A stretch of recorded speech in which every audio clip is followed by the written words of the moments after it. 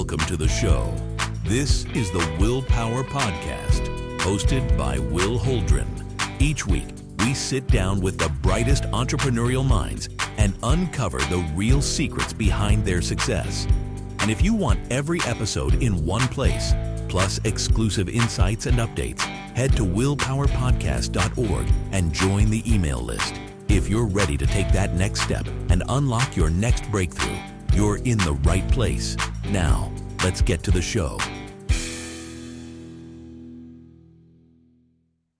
How are we doing, everyone? My name is Will Holdren. I'm the host of the Willpower Podcast. Today we have an absolute powerhouse of an entrepreneur, and his name is Gino Barbaro.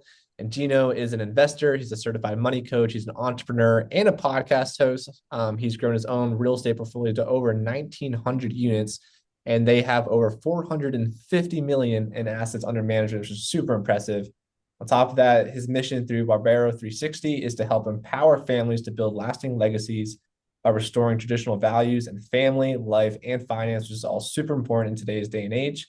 And on top of that, he's also the best-selling author of Happy Money, Happy Family, and Happy Legacy. And we'll promote that book in the comments of this episode. But with that being said, Gino, first and foremost, thank you so much for joining me today. Will, thanks for having me on, brother. How you doing? I'm doing excellent. Looking forward to this conversation. I've done some research on you, and everything you've done is super, super impressive. So I'm sure people are going to get a lot of great information out of this conversation. But starting out, I want to ask you a question I ask all of my guests, which is one, what makes you want to take your time out of your busy day to hop on podcasts like these to go out there and just share your story?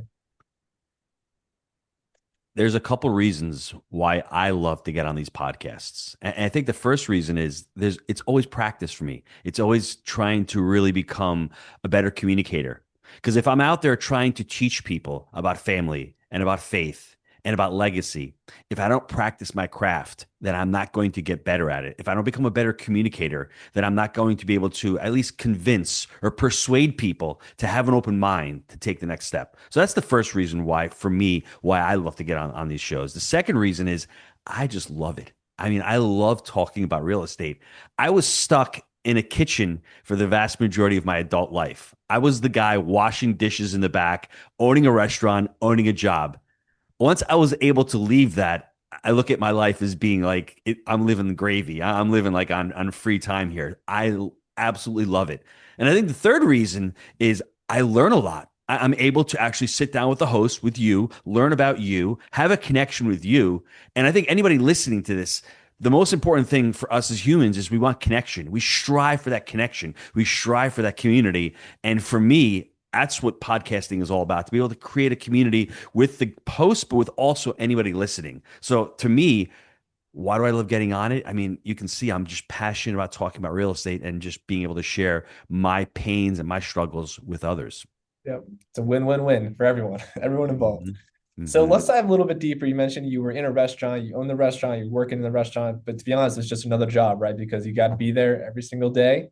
Right. Once we're great about real estate, and what the hope is about real estate is you can generate passive income, and it's not really a job, but you get more time freedom out of that. So walk me through what made you make that transition from, being a restaurant owner and just having another job technically to wanting to get into real estate. Well, I think the misconception is that people say to themselves they're trapped in a job.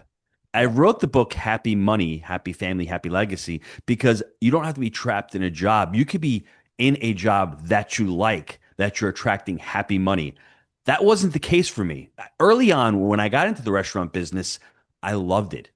I grew up in the restaurant business. I was 8 years old. I'd go to work with my dad. He had a restaurant.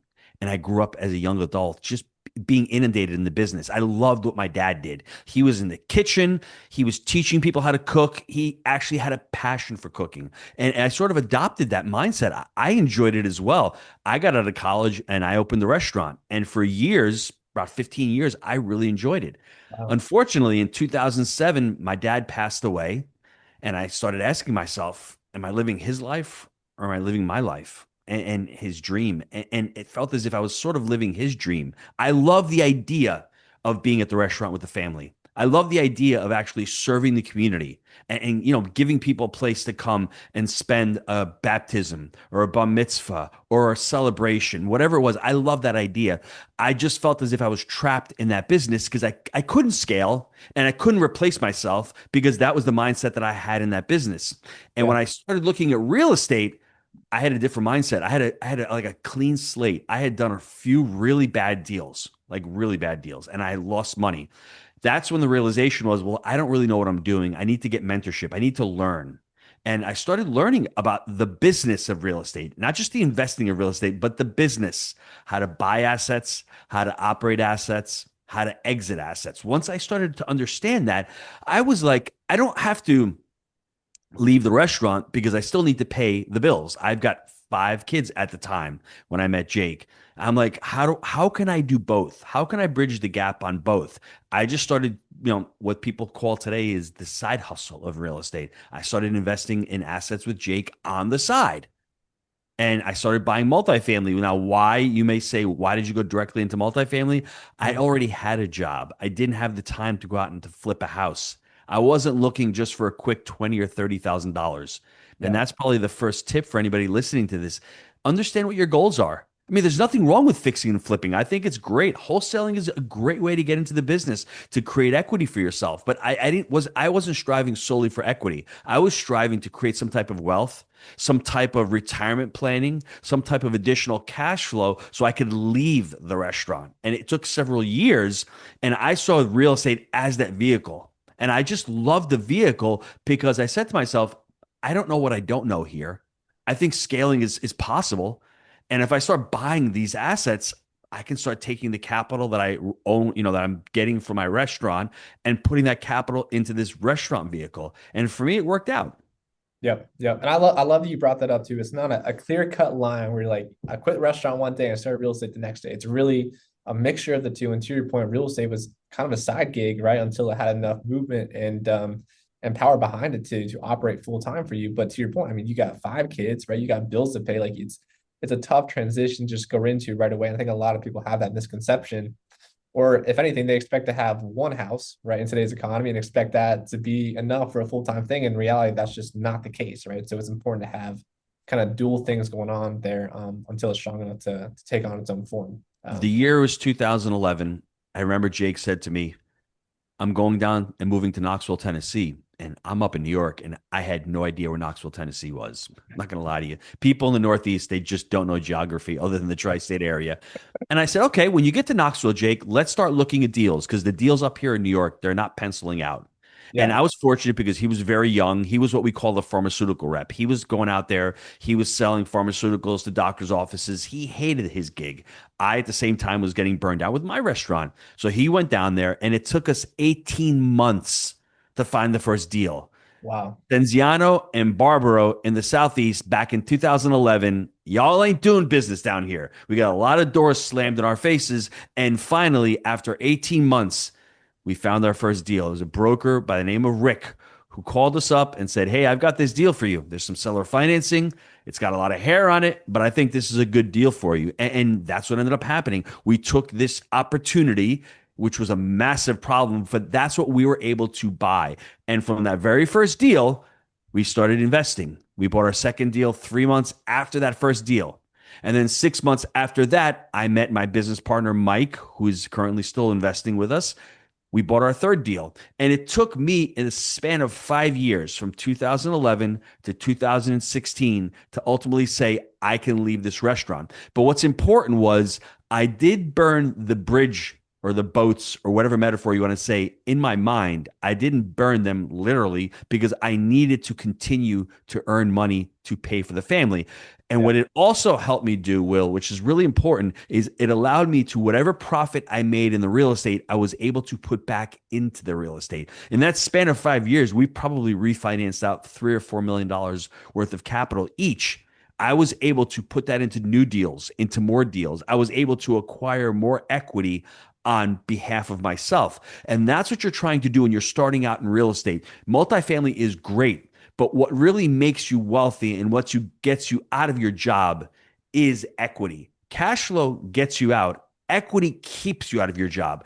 And those equity events, they do take some time. Like I said, in the span of 5 years, going from 0 units to being able to leave the restaurant with 5 children, it seems like, wow, it's quick. When you're going through it, it doesn't feel quick. It feels painful. But the lesson that I learned was, hey, start with these equity events, these liquidity events, because when you exit real estate, that's when you make money. And in an exit is either a cash out refinance or it's a sale. We were just fortunate enough to refinance these properties and continue to hold them. And I took that cash out refi and I didn't go buy a Lambo. I ended up putting it into the next deal, or I didn't have to go buy groceries with that money. I actually ended up putting it into the next deal. And if we can defer and delay our gratitude for a little bit and be able to put that money and let that money work for you, you'll be able to really quicken that curve of having to say, I need 10 years or 15 years to get out of this business. I needed a lot shorter because I was diligent enough and disciplined enough not to spend my earnings and not to spend that capital, but to reinvest that capital. Yeah, that's a great point. I think a lot of people also have that misconception where, and that's the easiest way to go broke or stall your real estate business, right? Is buying that Rolex or that car for 200,000 you don't need, right? And that's like a down payment for really your next deal. Mm-hmm. Before diving deeper into that a little bit, you mentioned that your first couple of deals you actually lost money on them, which I think is super interesting. So, I mean, mindset wise, that had to be painful, right? Because you're like, if I want to do this full time, I'm struggling out of the gate, right? I mean, and there's that fear in the back of your mind, like I already failed, right? Yes. I got a bad track record so far. So kind of like, how did you overcome that mentally and just kind of push through that? I was 35 years old at the time. It was my first deal with a partner in real estate. I call the gentleman Maserati Mike. He drives into the parking lot one day in his nice gold Maserati. I was introduced to him by a friend. And he says, Gino, I've got this deal. It's down in Florida, mobile home park. So I ended up signing a check and writing a check to Mike. Mike gets the check. For the first 6 months, draws are coming in. After a year, draws stop. After 18 months, the deal completely goes belly up. Now, was it Mike's fault that the deal went bad? Absolutely. Terrible operator, terrible business model, terrible deal. But whose fault was it ultimately? It was my fault because I wrote the checks. And what I learned from that experience was, I guess it was twofold. There's two things that I really learned from that experience is every time you make a decision in your life, you need to make it based upon your values. Yeah. Our values were not in alignment, Mike's and mine. Mike was not the kind of person that I should have gone into business with, but I saw the money. I saw the quote unquote passive income. That was the problem. And I think the second mistake that I really learned was I needed to understand what the business world was like. I needed to understand what a cap rate was. I needed to understand what a cash on cash return was. I needed to understand what the syndication was. And I didn't know any of that. I willfully gave my money blindly to a guy named Maserati Mike, and he invested it and he lost it. I can blame him. I can, cry all I want. And I did for a little while. It was really painful. But when I woke up from that stupor, I ultimately had to take responsibility for that. And that's what ended up happening to me is from that victimhood came the responsibility. I read a book back in 2008 by T. Harv Eker. It's called The Secrets of the Millionaire Mind. And that, I think, is what really snapped me out of the stupor. I read the book and I was pissed at Harv initially. But then when I kept reading the book and I read it over again, and he said in the book constantly, your fruits are in your roots. Well, my roots were really shallow. I didn't know anything about real estate. I was just going to give money to somebody. And then obviously, if your roots are shallow, if you don't have any value to provide, if you don't know what you're doing, you're not going to have any fruits. And that really spurred me on to saying, hey, it wasn't Mike's fault. It was my fault. It was my responsibility. How do I learn and how do I do better? And listen, it took me a while because right after Mike's deal, I went and invested and bought a deal on my own in 2007, 2008-ish. I made the same mistake. So it took me a while to understand and to actually learn these lessons. But ultimately, what I was trying to accomplish was I was trying to move from, pain to pleasure. I had a lot of pain at the time. I didn't want to be at the restaurant anymore. And that's what kept me on. There's a really a framework of change that people talk about. And I was in that first part of that framework of change where I wanted to change. I was ready for it. I just didn't know how to. Then I understood that I could change. That was the second part. Then the third part, I was absolutely ready to change and do whatever it took to actually get out of the restaurant and get into real estate. I had made all those mistakes, and the path To me, at that point, it was clear, Gino, you're a moron. You don't know how to invest. You don't know what you're doing. Stop making those same mistakes. You've learned on the street. Now's the time to get into the classroom and actually learn the business of real estate and go out and hire mentors. And that's what I ended up ultimately doing. Wow. That's pretty impressive and inspiring to keep going forward. I think that would stop a lot of people, out of the gate if you had one or two bad deals, especially, around 2008 when not a great real estate time, right? In the economy.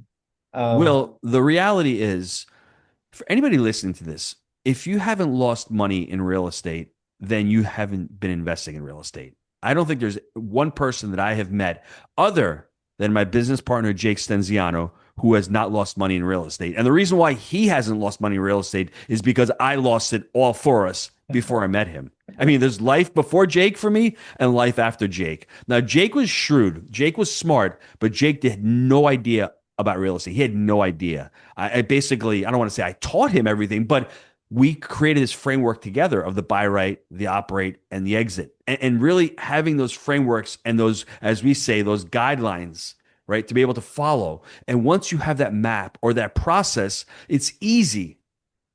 I don't want to say it's easy, but it's a lot simpler to not make mistakes, not to veer off course. And I had veered off course. My first deal was a mobile home park. My second deal was a strip mall. My third deal was a mixed-use building.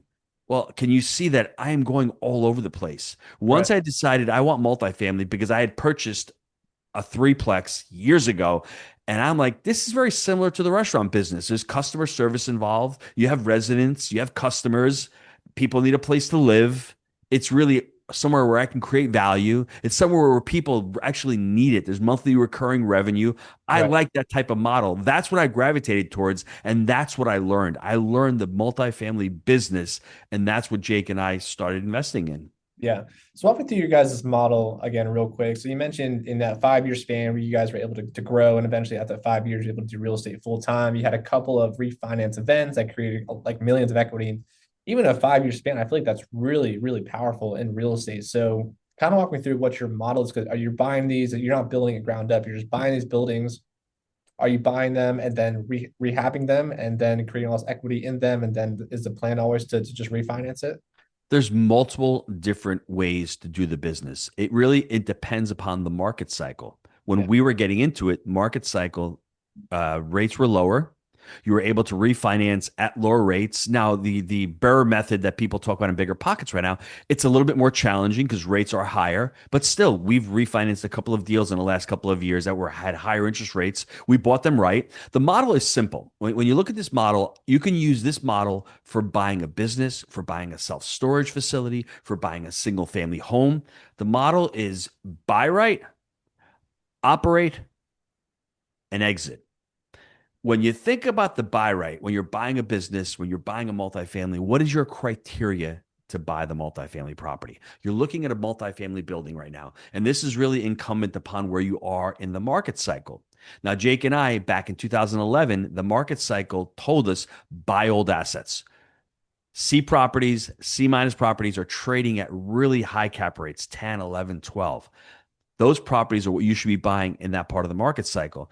As the market cycle lengthened to where we are right now, buying newer assets is more favorable because of the cap rates are sort of similar between B's and C's. So when you're looking at a property, an investment, an opportunity, understand the criteria. Right now, in this part of the market cycle, Jake and I are looking to buy between 20 and 200 unit properties. We have $25 million at our disposal to be able to buy. We're looking for properties that have a median income of at least $50,000.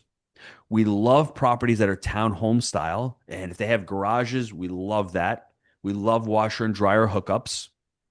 We love areas in Knoxville that are not in the east part of the city, but in other parts of the city. We love 2-bed, 1.5 bath units. We love that unit mix. Now you see, Will, how crystal clear I'm getting with my criteria. That's why before I met Jake, I didn't have a criteria. The criteria was I need a deal. I'm chasing a return.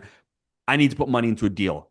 That's really not how the framework works. And that's really not how you should be investing. So get crystal clear on what you're buying. Now, the financing aspect is tied into the buying. When you're financing these deals, are you using seller financing? That was really hot back in the day when I started, doing deals. And it's actually come back right now because financing's been a little more challenging. Are you using shorter term debt because you're going to exit this deal in 2 or 3 years? You could probably use bridge or a community or credit union. Or are you going to the agencies? Understanding that is important to couple the buy and the finance together. Now, the operate, we could speak hours and hours about operating the deal, but you need to understand you are buying a business when you're investing in real estate, whether it's a single family home or a 300 unit apartment complex. You need systems, processes, and a way to manage that asset. Now, the exit is also important where most beginning investors don't understand. They think, I'm going to buy this deal and I'm going to hold it forever. I mean, you're fortunate if you can, but at a certain point, it may make sense to exit the deal because when you start out, you don't know what you're doing. You may be buying your first couple of deals that may be smaller. They may they may just have a ton of problems, but you made money on it and like, wow, okay, I can exit this deal, take that capital, and buy a bigger deal. That's part of the exit strategy. So understanding what your plan is with these assets. When we go in, we're looking to buy assets in a great submarket, in a great area with the potential to be able to hold them long term. But if something does happen, we can exit this deal by selling the deal. So having that open is important, but understanding what your exit is for this asset is truly important to being able to pull off the buy right and the finance portion. Because like I said, the finance portion is tied directly to how you're going to exit this deal. Yeah. Yeah, I think that's an important thing to know. And I do love your guys' model too, where the idea is right is to hold it long term. But if you have to sell it before then and make a profit, you can do that. I think it's kind of screwed in the industry right now in real estate because to your point, a lot of people go out and they have to raise capital, they have to go out and syndicate capital. And a lot of those investors, all they really want to see is IRR at the end of the day, which you can only get right if you actually sell the building after 5 years or something like that. But Yes. to your point, when you do in-house capital just with partners, I think that model works a lot better where you can ideally just refinance, pay out your investors' capital in the deal, get a brand new bank loan, and then just, you got your equity out as well. Now you're just servicing that bank debt going forward. And to my point, it's about passive income long term. It's not about, making 50,000 here. It's about making that much every single year going forward for the rest of your life. Right? I think that's the important part about it. Will, this is the problem that I see in the business with the syndication model. The syndication model works really well. You had said to me before we started recording, one of the problems that people have when they get into this business is they lack the capital. Well, the syndication model and seller financing or master lease options, those are two tools that will help you bridge that gap. Because it's never about lack of capital. It's about the lack of the ideas. It's about lack of experience. And it's about lack of value that you're bringing to the table. Because I lacked capital for our third deal. It was a $4 million deal. We needed a little over $1 million for that third deal. Jake and I didn't have that. We had lint in our pockets. But what we did have is we had a proven model and we had a business partner who was a hedge fund trader who was making a ton of money but wanted passive income. So he came onto the team. He understood the value. He lent us $500,000 for that deal to the ownership. He diluted his equity by $500,000 because he saw how sweet this deal was.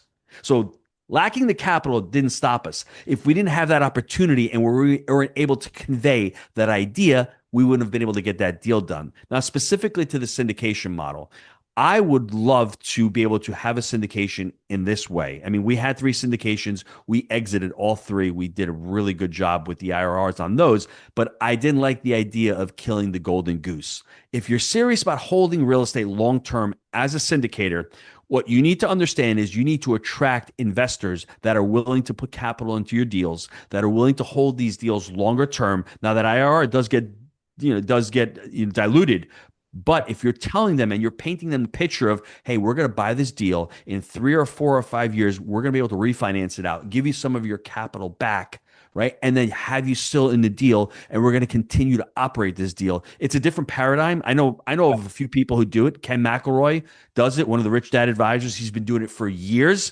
But you need to have investors who understand that. People want the velocity of money. They want their money back quickly. They want it churning. I just see fees being paid. Why would I want to have my money come out of a deal, pay capital gains, and then go put money into another deal and try to replicate it? If I've got a home run of a deal, why would I want to keep that money with that operator who we're aligned. The operator has to understand, hey, I'm finding investors who are going to invest in my deal long term. They're not going to break my chops if they haven't gotten their money back in 5 years. But at the same time, I, as the syndicator, need to have money in that deal. I need to have skin in the game.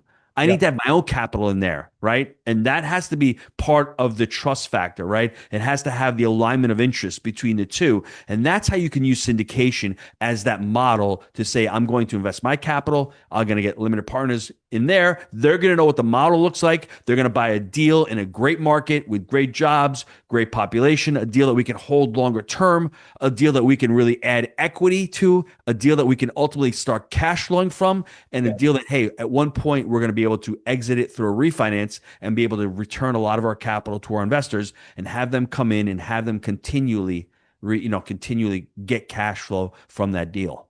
Yeah, yeah, and I think that's a great model to use. And to your point, if you find investors that have that same belief system, where they're not expecting to get full capital back in 3 years, then it's a home run, right? And you just kind of Yes. keep repeating that model, which I think works in the long run. Now, Will, that being said, if you're just starting out, that may be very challenging for you to do.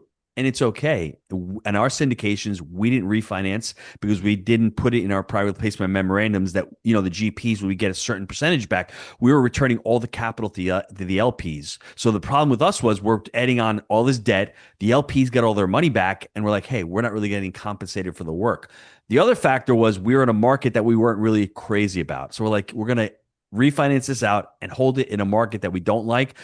When you're starting out, your whole goal is to create equity. And if it's to create equity, the syndication model is phenomenal because within 3 to 5 years, if you've executed your business plan, you're going to be able to exit that deal at a certain percentage and you're going to get a nice IRR on that deal. The idea is to exit it, get that capital, and go find your next syndication and put all that money you just made in that syndication into the next one you're buying. Yeah, yep, and just keep that train rolling. Yes. For those listening, want to get started, what's the best way for them to go out there and find deals? I mean, we were talking earlier about brokers and having relationships with brokers, but is there an easy way for people starting out to just find these opportunities that are out there? Well, I think the first thing that people need to do is they need to find themselves. Hmm. Why is it that you're even looking for deals? What kind of deals are you looking for? What are your goals? Yeah. Why are you investing in real estate? I was pretty adamant and pretty clear in the beginning as to why I was investing in real estate. Now, if you're a lawyer making $1 million a year, should you be go out there and looking for deals on your own? I would say probably not, unless you hate your job and you want to get into this thing full time, but you're working 60 hours a week. You've got a wife and 2 kids. You don't have the time. That may be the time to learn the model, but possibly going out and finding somebody to invest in deals passively. Right. Or you may be younger and you're saying to yourself, I hate my job. I want to go into this full time. That has a different mindset. So you need to understand what your goals are. Are you looking to do this passively, or are you looking to do this hopefully, for the long term and say, I'm going to get into this business for the long term? The other component is, what is your balance sheet? What kind of capital do you have? Where do you need to start? Once again, buy right, operate, exit. Understanding what your criteria is. That's important because when you go speak to a broker, if you're going to a broker, you're saying, hey, Will, this is Gino. I'm just looking for deals in the market, Memphis. The broker is going to think you have no credibility. But if you go to the broker and saying, hey, Will, I'm just starting out.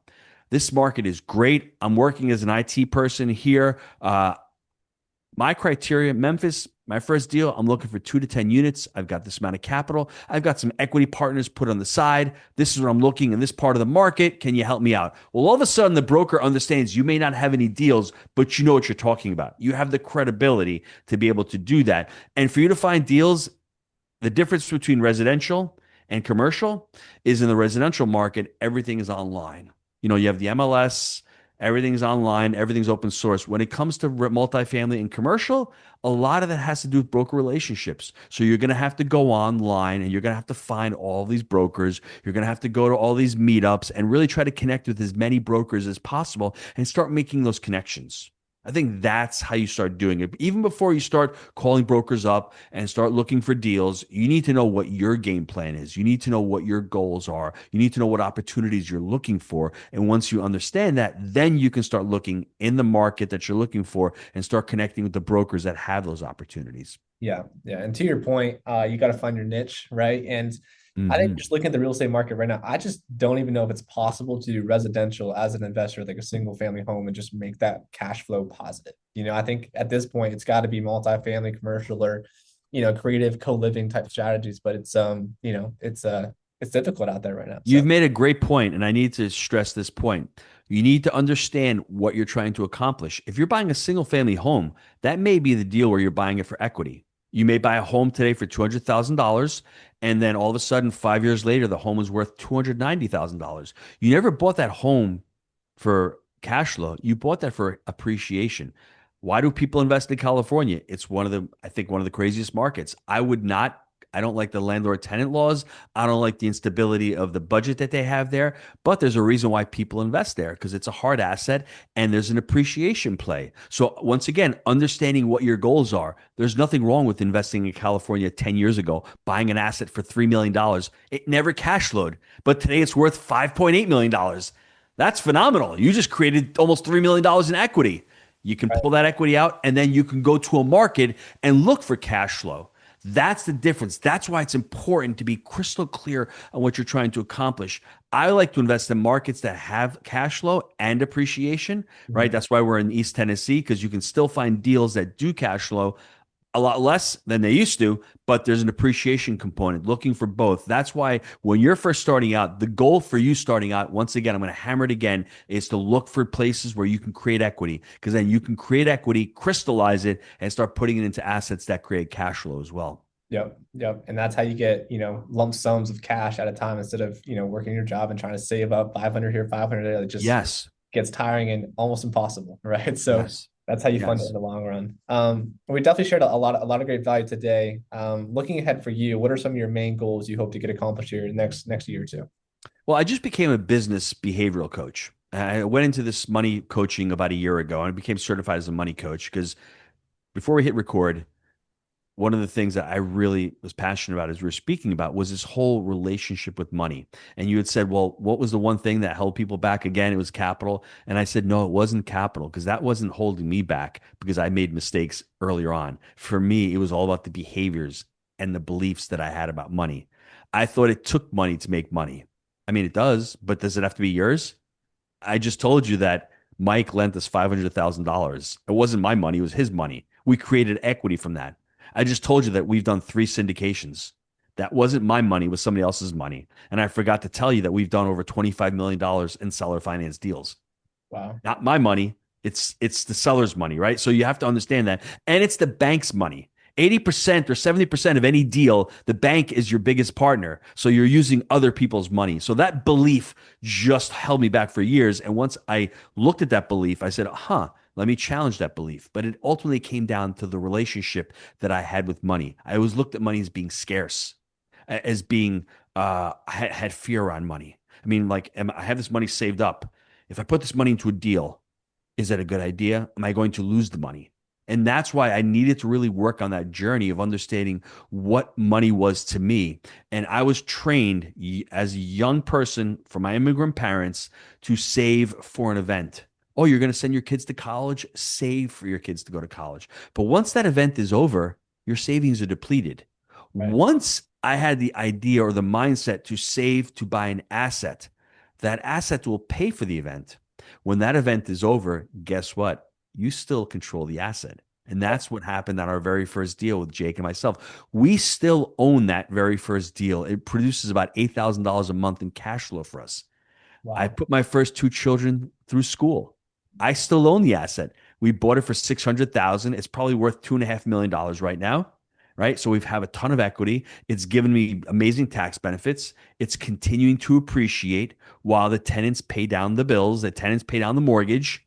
Right. Over the long term, that $500,000 of debt on that property is depreciated dramatically. So when you look at it from that perspective and you understand that you only need one or two or possibly 3 deals to completely change your life and to have that mindset of save to buy an asset and that asset will pay for that event. And when that event is over, you still have that asset producing dollars for you. Everything's possible. Yep. Yep. And that right there is really just the key to it right there of It life, really is. honestly. Yeah. Well, I appreciate you hopping on. And before I hop off, is there anything else that you'd like to say? And if people want to reach out to you, what's the best way for them to go about and find you?